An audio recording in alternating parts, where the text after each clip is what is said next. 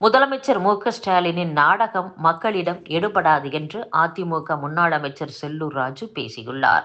பெரியாரை இழிவாக பேசிய சீமானை கைது செய்து இருக்க வேண்டும் என்றும் செல்லூர் ராஜு கூறியுள்ளார்.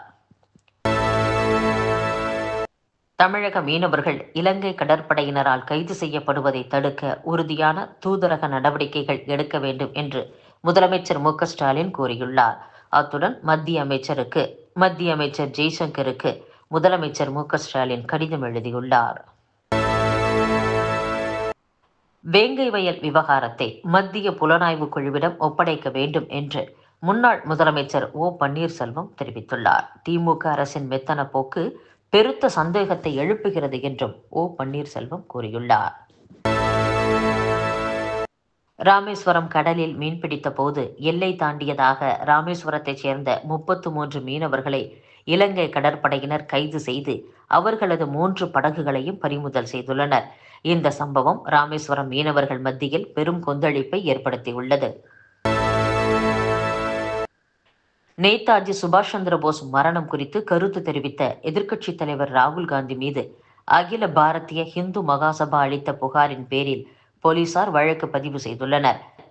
ஜனவரி 23ஆம் தேதி நேதாஜியின் பிறந்த நாளை ஒட்டி எதிர்க்கட்சித் தலைவரும் காங்கிரஸ் எம்பியுமான ராகுல் காந்தி பதிவு ஒன்றை போட்டிருந்தார். அதில் ஆகஸ்ட் 15ஆம் தேதி 1945ஆம் வருடம் நேதாஜி உயிரிழந்ததாக குறிப்பிட்டிருந்தார். அவரது இந்த பதிவுக்கு கடும் எதிர்ப்பு கிளம்பியது. நேதாஜி உயிரிழந்தது குறித்து எந்த ஆதாரமும் இல்லாத நிலையில் ராகுல் காந்தி எவ்வாறு தேதியை உறுதி செய்தார் என்று எதிர்ப்பு தெரிவித்து வருகின்றனர். இந்நிலையில் நேதாஜி மரணம் தொடர்பாக பொய்யான தகவலை பரப்புவதாக ராகுல் காந்தி மீது தெற்கு கொல்கத்தாவின் பவனிப்பூர் போலீஸ் ஸ்டேஷனில் அகில பாரதிய ஹிந்து மகாசபா அமைப்பினர் புகார் அளித்துள்ளனர். அதன் பேரில் போலீசார் வழக்கு பதிவு செய்துள்ளனர். டெல்லியில் சட்டசபை தேர்தல் நடக்கவுள்ள நிலையில் அங்கு 2020ஆம் ஆண்டு நடந்த கலவரங்களை மையப்படுத்தி உருவாக்கப்பட்ட 2020 டெல்லி திரைப்படத்தின் வெளியீட்டை நிறுத்தி வைக்க தேர்தல் கமிஷனை காங்கிரஸ் வலியுறுத்தியுள்ளது. தன் மகனின் காதல் திருமணத்திற்கு தாய் மறுப்பு தெரிவிப்பதை காதலியை தற்கொலைக்கு தூண்டிய குற்றமாக கருத முடியாது என்று உச்சநீதிமன்றம் உத்தரவிட்டுள்ளது.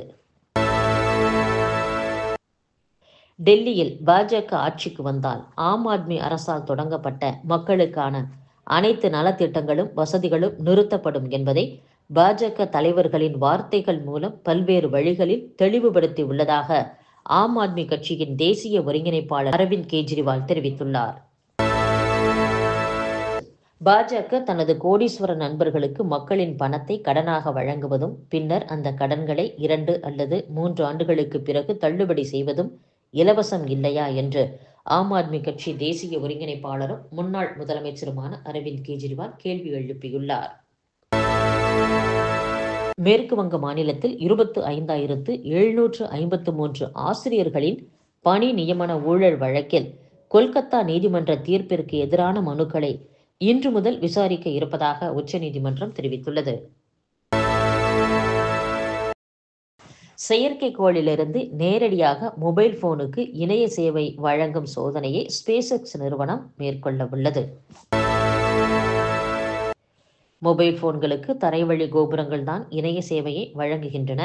ஆனால் செயற்கைக்கோள்களிலிருந்து நேரடியாக மொபைல் போனுக்கு இணைய சேவை வழங்கும் வகையில் சோதனையை எலான் மஸ்கின் ஸ்பேஸ்எக்ஸ் நிறுவனம் மேற்கொண்டு வருகிறது.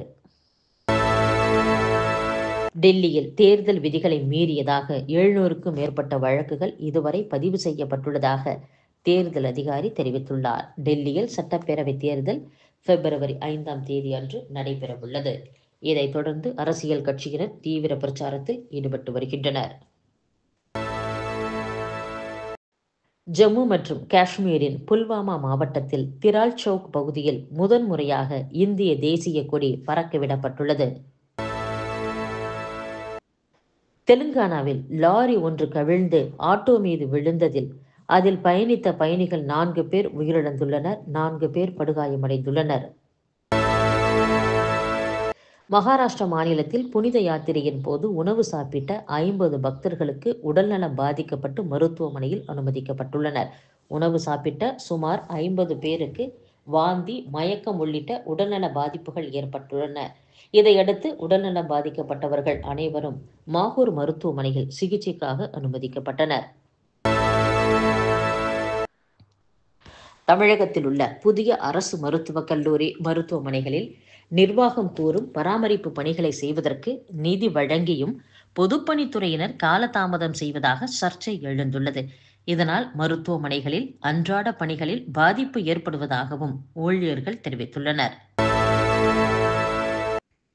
ஹிந்தி திணிப்பை எதிர்ப்பதால் நமக்கு நியாயமாக தர வேண்டிய நிதியை மத்திய அரசு தர மறுக்கிறது என்று தேனி மாவட்டம் கம்பத்தில் நடந்த தெற்கு மாவட்ட திமுக மாணவரணி சார்பில் மொழிப்போர் தியாகிகளுக்கான வீரவணக்க நாள் பொதுக்கூட்டத்தில் மாநில வர்த்தக அணி செயலர் காசிமுத்து மாணிக்கம் குற்றம் சாட்டியுள்ளார்.